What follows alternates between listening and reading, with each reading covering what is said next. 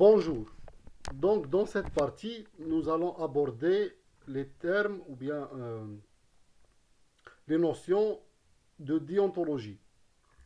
La déontologie en milieu universitaire englobe les principes éthiques et les normes de conduite régissant les interactions, la recherche, l'enseignement et les responsabilités des membres de la communauté académique. La communauté académique, bien sûr, ça inclut les enseignants-chercheurs, les chercheurs permanents, les étudiants, les agents administratifs, les agents de sécurité, etc. Cela inclut des éléments comme l'intégrité académique, le respect des normes professionnelles, la relation enseignant-étudiant et la recherche éthique. Et nous allons explorer tous ces éléments. Les principes de base de la déontologie reposent sur des normes éthiques et des règles de conduite professionnelle. En voici quelques-uns. L'intégrité. L'intégrité, cela implique l'honnêteté, la probité et l'adoption de comportements justes. Dans un contexte universitaire, l'intégrité implique d'éviter le plagiat, la fraude académique et de respecter les normes éthiques dans la recherche. On va expliquer qu'est-ce que le plagiat et bien sûr la fraude académique d'abord. Et on verra par la suite les normes éthiques dans la recherche. Pour le plagiat, c'est un sujet très important. Pourquoi? Parce que le plagiat, ça implique de faire un copier-coller des travaux des autres. Par exemple, un enseignant va prendre le travail d'un étudiant, ou bien d'un autre enseignant, ou bien d'un autre chercheur, du même établissement, ou bien d'un autre établissement, du même pays, ou bien d'un autre pays. D'accord? Et ça, c'est vérifiable facilement grâce à Internet et grâce au logiciel de vérification de plagiat. OK?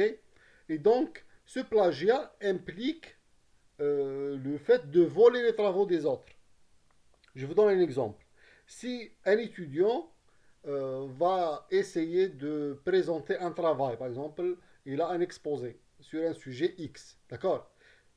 Il doit obligatoirement utiliser les travaux des autres, les travaux antérieurs.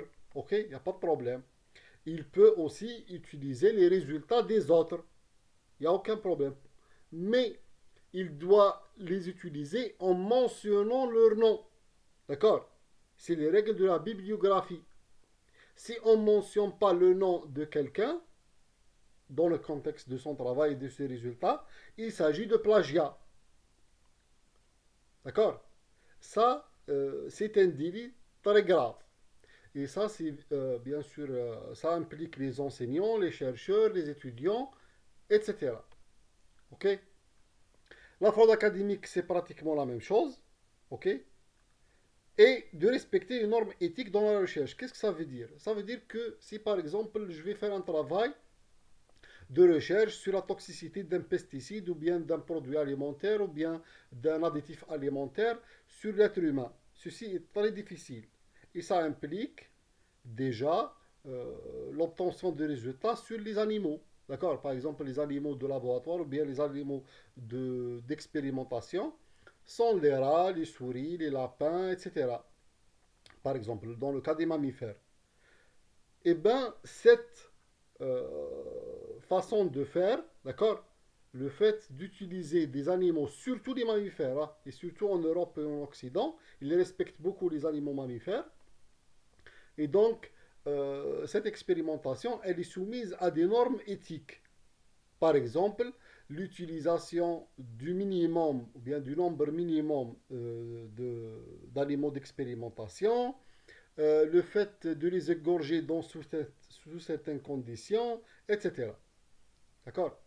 Bien sûr, ces normes éthiques ne s'appliquent pas à tous les animaux de la même façon. OK?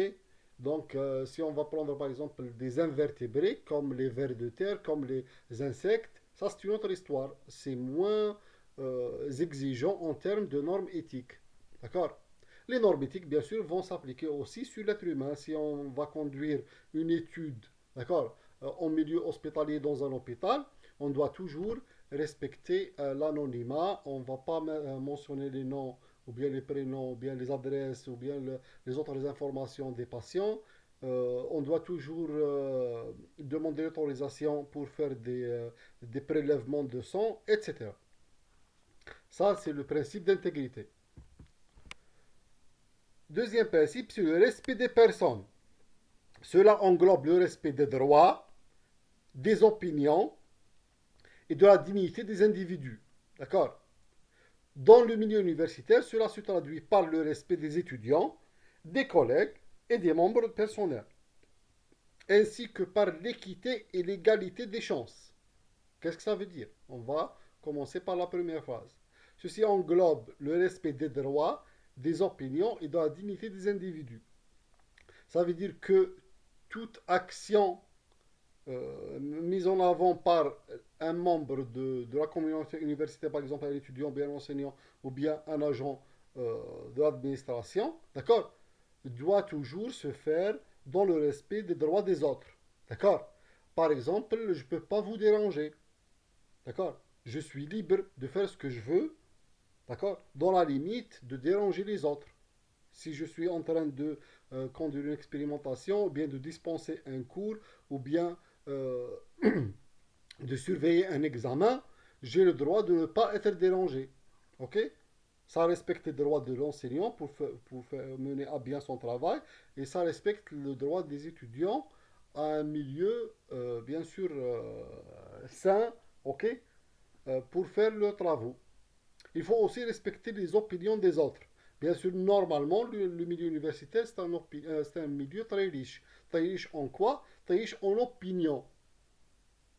Si j'ai une opinion différente euh, de celui de quelqu'un d'autre, par exemple, sur un sujet X ou bien sur un sujet Y, donc ça ne veut pas dire que on doit se battre ou bien on doit manquer de respect à autrui.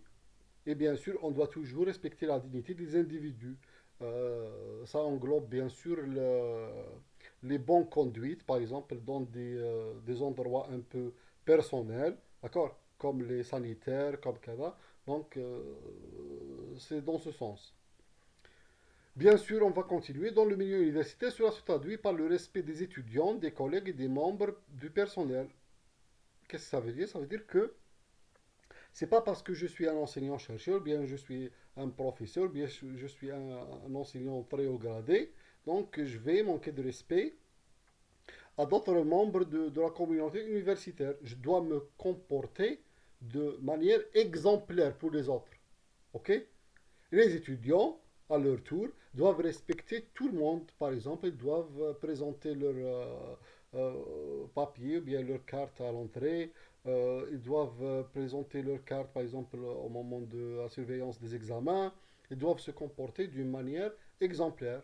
Et bien sûr, les membres du personnel ou bien les agents de sécurité doivent à leur tour respecter tout le monde et se comporter de manière professionnelle, ainsi que par l'équité et l'égalité des chances. Qu'est-ce que ça veut dire? Ça veut dire qu'on ne doit pas, en aucun cas, on doit en aucun cas faire de la discrimination entre les membres de la communauté universitaire, d'accord? On a des enseignants universitaires venant de toutes les wilayas, d'accord? Et même d'autres venant d'autres pays, d'accord?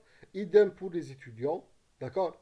On a des mâles et des femelles, on a des blancs et on a des noirs, donc ça ne veut en aucun cas, bien sûr, se refléter sur leurs chances ou bien sur l'égalité des chances.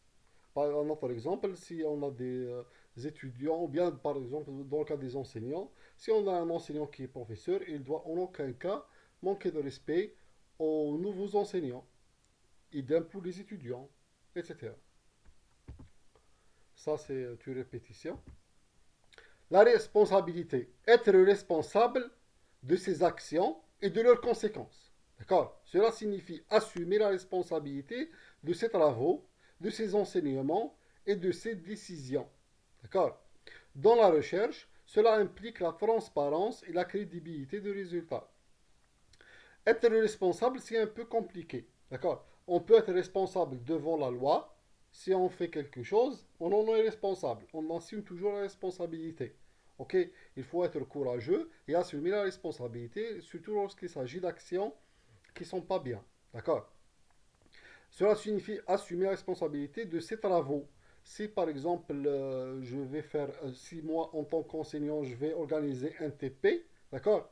Et mon TP n'a pas été bien préparé et cela a abouti à un accident, par exemple, ou bien un incident au niveau du laboratoire, qui a par exemple touché ou bien qui a abîmé du matériel ou bien qui a causé un incident pour une personne, d'accord? Je dois assumer mes responsabilités.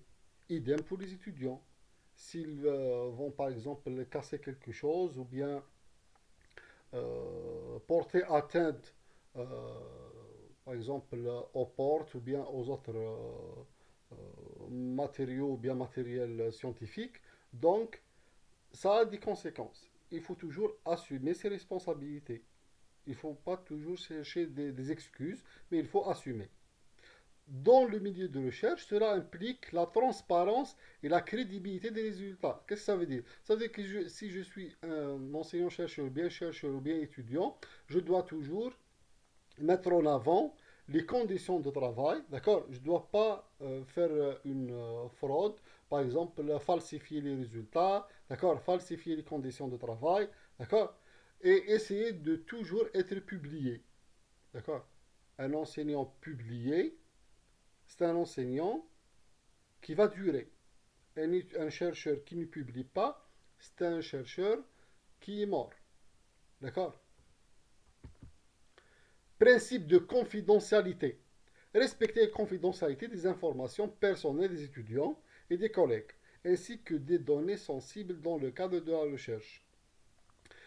Je vous donne un exemple, là. Je vous donne un exemple carrément. Par exemple, la plupart des étudiants l'année passée ont eu mon adresse email. D'accord? Mon adresse email. C'est une adresse email, on va dire personnelle, Gmail. Je crois que tout le monde l'a maintenant. Euh, c'est pas le cas pour cette année. Ah, je dis, j'ai bien précisé pour l'année passée. Et donc, j'ai eu pratiquement 300 à 400 tentatives de, de piratage de compte. D'accord? Je ne sais pas pourquoi, c'est pas vraiment intéressant comme compte, mais c'est comme ça. Donc, ça dérange. Pourquoi? Parce que c'est un manque de respect, ou bien c'est un manque de respecter, ou bien de respect pour la confidentialité. C'est une information confidentielle. Par exemple, on a pratiquement toutes les informations de nos étudiants et on va bien sûr respecter la confidentialité de ces informations. Hein. On ne va pas les distribuer, on ne va pas les consulter pour autre raison, d'accord, que le travail, etc. On a toujours les numéros de téléphone et les adresses email des collègues, on ne va pas les utiliser d'une autre manière. D'accord?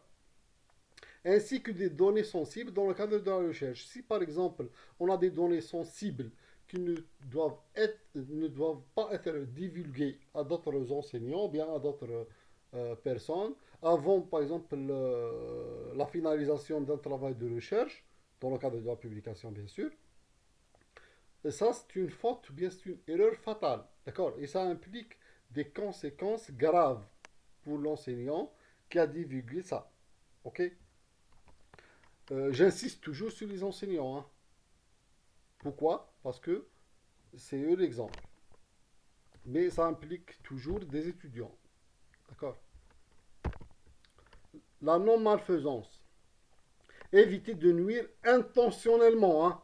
Je dis bien intentionnellement, pas involontairement. Donc, intentionnellement, dans le milieu universitaire, cela signifie éviter les comportements préjudiciables envers les étudiants, les collègues ou bien les résultats de recherche. Qu'est-ce que ça veut dire? Ça veut dire que je dois en aucun cas porter atteinte à autrui. Ça veut dire que je ne vais pas frapper quelqu'un, je ne vais pas insulter quelqu'un, je ne vais pas faire des choses qui ne sont pas vraiment, bien sûr, respectables. D'accord? Mes actions, je le rappelle, doivent être toujours faites dans le cadre du respect des autres. D'accord? Si on va faire quelque chose comme ça, et si on va se comporter de manière préjudiciable envers les autres, Ça a des conséquences. Ça a des conséquences au milieu universitaire. Donc il y aura toujours bien sûr des actions pour punir ces personnes-là, mais on a des conséquences envers la loi. Parce que, par exemple, si un étudiant frappe tape un autre étudiant, qu'est-ce qui se passe? Le premier va être, bien sûr, traduit devant le conseil de discipline de l'université. Ça, c'est un. Et numéro 2, la victime, elle peut toujours porter plainte, d'accord, auprès de la police. Et donc, ça a une double conséquence. La justice. Offrir un traitement équitable à tous, sans favoritisme ni discrimination. Cela implique une évaluation juste des travaux des promotions et une distribution équitable des ressources. Qu'est-ce que ça veut dire? Ça veut dire que je dois traiter, par exemple, tous les étudiants de la même manière. Je dois mettre à leur disposition les mêmes ressources. Si, par exemple, un étudiant en deuxième année va faire un TP, on doit assurer le même TP pour tous les étudiants. OK?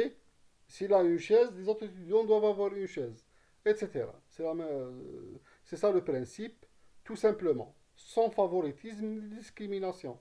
On ne doit pas favoriser quelqu'un parce qu'il est important, bien le fils ou bien la fille de quelqu'un d'important.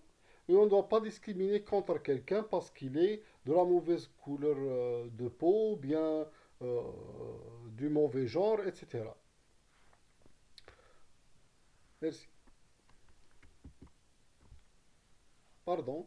Euh, Ça, c'est la dernière diapo. Donc, ces principes déontologiques forment la base d'une conduite professionnelle et éthique dans le milieu universitaire visant à maintenir des normes élevées d'intégrité, de respect et de responsabilité.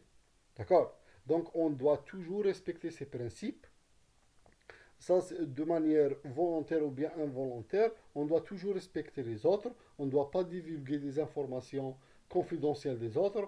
On ne doit pas insulter les autres, etc.